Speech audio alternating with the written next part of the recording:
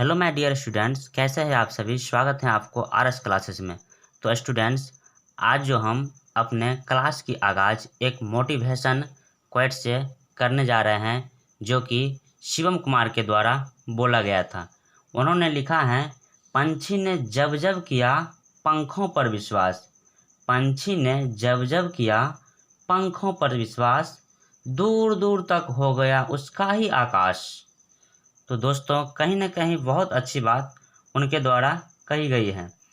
पंछी जब जब किया है अपने पंखों पर विश्वास, तो दूर दूर तक उसका आकाश हो गया है। ठीक उसी तरह हम लोग को भी अपने मेहनत पे, अपने कर्म पे और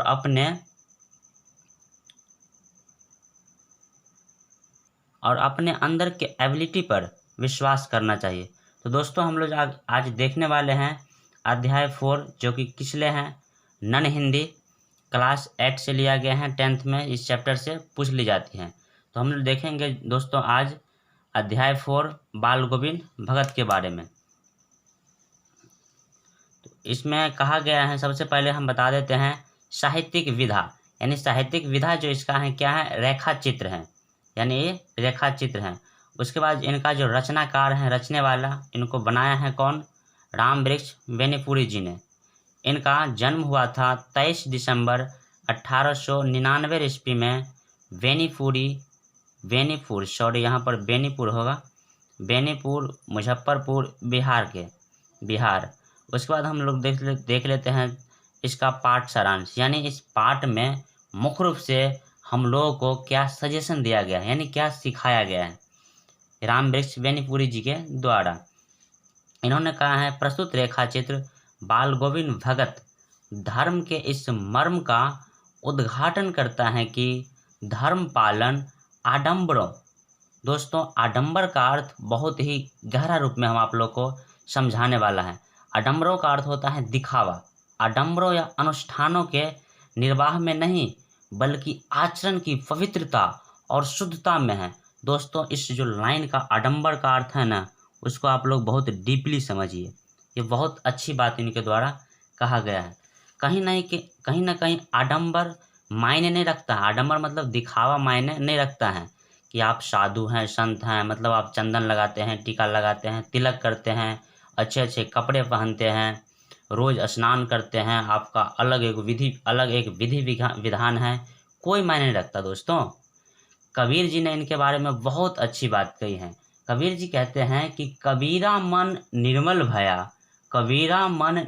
भया, जैसे गंगा नीर, पीछे पीछे हरि फिरे, कहत कबीर कबीर।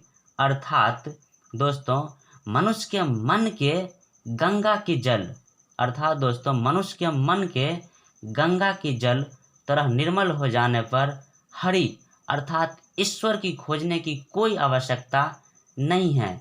मनुष्य के पीछे पीछे हरि दौड़ा चलाएगा। इसके बाद इनसे और अच्छे तरह से समझाए हैं गुरु नानक जी ने।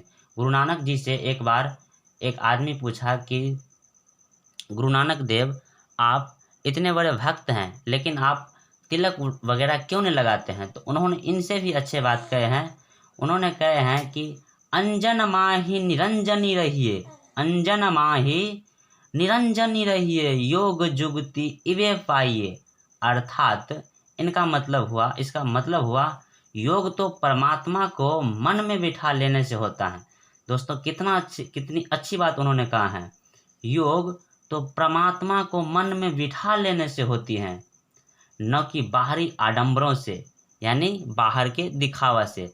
अगर आप पूजा पाठ रोज करते हैं, रोज तिलक लगाते हैं, रोज ये सब करते हैं, ये सब कोई फर्क नहीं पड़ता है। दोस्तों, आप अपने मन में ईश्वर को बैठा लीजिए, मान लीजिए, अपना कर्म करते रहिए, देखिए आपको सब चीज़ होने वाला है। तो दोस्तों, आज हम लोग देख लेते हैं इसके जो महत्वपूर्ण ऑब्जेक्टिव हैं, जो बिहार बोर्ड में पूछी जाती हैं।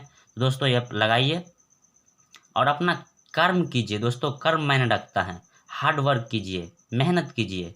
दोस्तों, डू लेवर हार्ड फॉर सक्सेस। आप अपना हार्ड वर्क कीजिए, आपको सक्सेस होने से कोई नहीं रोक सकता। तो हम देख लेते हैं, बाल गोविंद भगत सच्चे देश भक्त भी थे और क्रांतिकारी भी थे। इन्होंने भारतीय स्वतंत्रता संग्राम में 8 वर्ष तक जेल में बिताए। बाल गोविंद भगत इतने अच्छे कबीर के भक्त थे ये।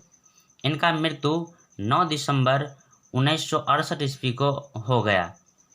उसके बाद दोस्तों फर्स्ट जो फर्स्ट जो क्वेश्चन है, पहला मल्टीपल चॉइस यानी ऑप्शन टाइप का है, लेकिन इसमें से हम ऑप्शन हटा दिए हैं। बाल गोविंद भगत की प्रभातियाँ कार्तिक से शुरू होकर किस महीने तक चलती थी? तो दोस्तों जो बाल गोविंद भगत का जो प्रभातियाँ स्टार्ट हो जाता था कार्तिक से लेकर कहाँ तक? फागुन तक। उसके बाद क्वेश्चन नंबर सेकंड है, गोदी में बियवा, गोदी में बियवा चमक उठे सखिया चिहुक उठे ना, गाते थे कौन? बाल गोविंद भगत जी। उसके बाद क्वेश्चन नंबर थर्ड है, बाल गोविंद भगत के कितने बेटे थे या लड़के थे? तो दोस्तों उनके पास सिर्फ एक ही लड़का था। उसके बाद क्वेश्चन नंबर 4 है, बाल गोविंद भगत का बेटा किस प्रकार से किस टाइप का था? तो वह सुस्त था। उसके बाद क्वेश्चन नंबर 5 है, बाल गोविंद भगत की संगीत साधना का उत्कर्ष देखा गया।